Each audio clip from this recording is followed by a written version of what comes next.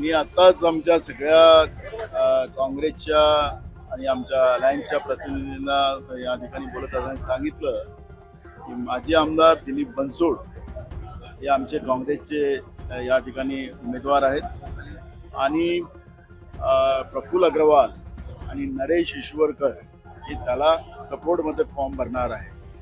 आणि ज्या पद्धतीनं आमचे विरोधी पक्षाची लोक अपप्रचार करायला सुरुवात केली, दबाव तंत्राचा वापर सुरू केला, मसल पॉवरचा उपयोग सुरू केला, हे भंडारा गोंदिया जिल्ह्यातले लोक त्याला एक्सेप्ट करणार नाही. आणि पोलिसांचा दबाव आणून खोट्या कारवाया करायचं काम या लोकांनी केलं. जिथं एक मन आहे की फडणवीस घबरात आहे तो पुलिस को आगे बढ़ाता है, तर तशा परिस्थितीत आज भंडारा गोंदियातली परिस्थिती करून ठेवलेली आहे.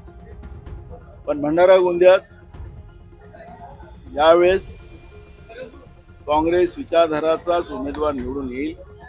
आणि जे काही आज आपण या जिल्ह्यामध्ये पाहतोय, शेतकरी असतील, शेतमजूर असतील, बेरोजगार असतील, महागाई असेल, हे सगळे मुद्दे या निवडणुकीच्या माध्यमातून या वोटरच्या मनात आहेत. आणि वोटर यावेळेस या महायुतीच्या लोकांना ऐकणार नाही अशी परिस्थिती आहे. आणि त्या ठिकाणी काँग्रेस विचाराचाच उमेदवार निवडून येईल अशा पद्धतीचं चित्र आज भंडारा गोंदियात आहे. बनसोड यांचा फॉर्म आम्ही भरलेला आहे काँग्रेस पक्षात आणि 2 उमेदवार आम्ही त्याला सपोर्टेड टाकलेले आहेत. 4 तारखेला या सगळ्या गोष्टीचा एकदम क्लिअरिटी आपल्या सगळ्यांच्या समोर येईल.